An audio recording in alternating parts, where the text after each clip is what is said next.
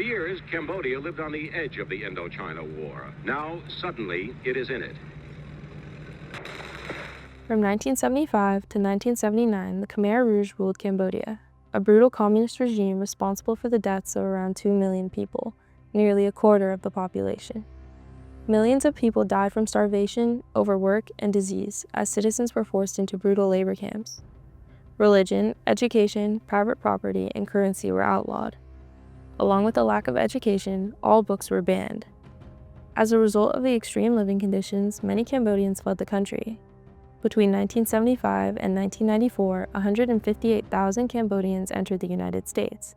But where are they now? My name is Tha Sen. I'm running a coffee house called Chestnut Street Coffee Roastery.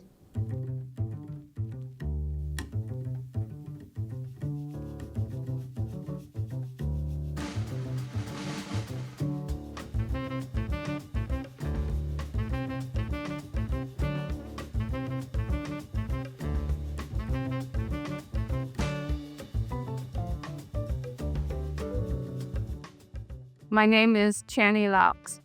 My business, well, I have two business, but they basically focus on Cambodian food. The first one is the Angkor food.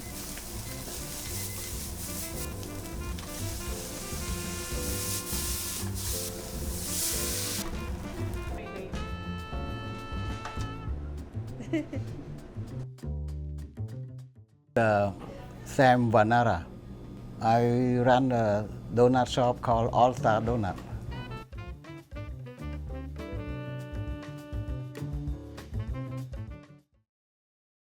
In 1975, the communists took over. We lost our regime and the communist regime took over. The genocide, what do you say, or massacres. And then, boom, communists come in.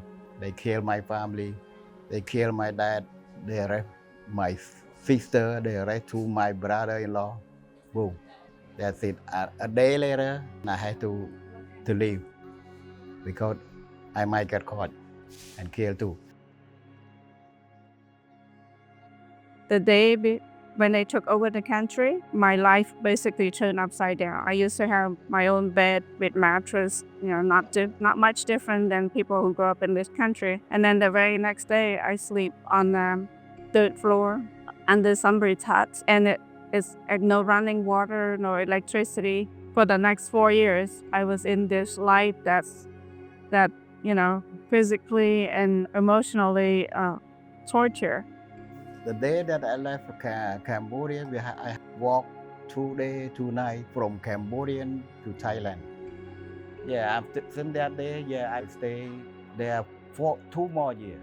When I went to the labor camp the first time, I starved and sick, to the point that, my hair for 4 years never grew. I said, because we didn't have enough nutrition.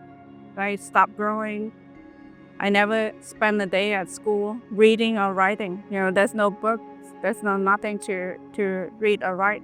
Around 200,000 Cambodians live in the United States today, including about 15,000 in the Bay Area. Many Cambodian refugees arrived in the United States with limited education and job skills. Language barriers have profoundly impacted Cambodians trying to create a better life for themselves. In California, only 6% of those over the age of 25 hold a bachelor's degree, and in 2019, about 41% of Cambodians struggled with poverty.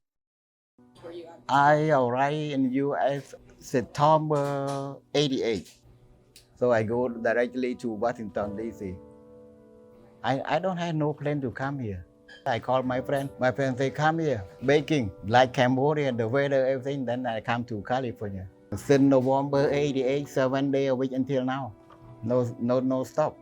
Yeah, when I back to the Bay Area, late 1991, I worked in East Street Mall as a baker. I realized that I did not want to work for anybody. There's a guy who has more money than me. He brought me here in order for me to run the place with my wife, and he benefited out of it. We convinced them to sell it to us, and we bought it from them. I did not have enough money. I had to loan him personally.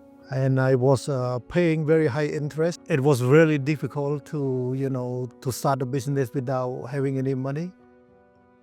It did not require much school or education or anything like that. All it requires is the hard work. And if you hard work man and hard work woman, and you can run the place.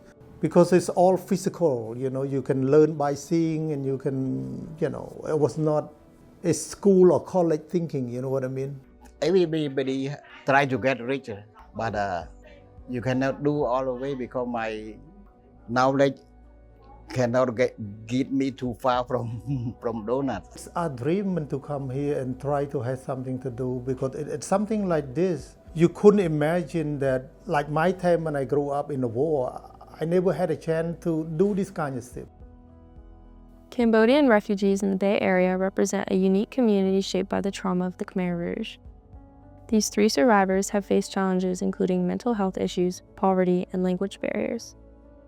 It's important to recognize that Son, Channy, and Sam are just a small fraction of the Cambodian community in the Bay Area who survived as refugees.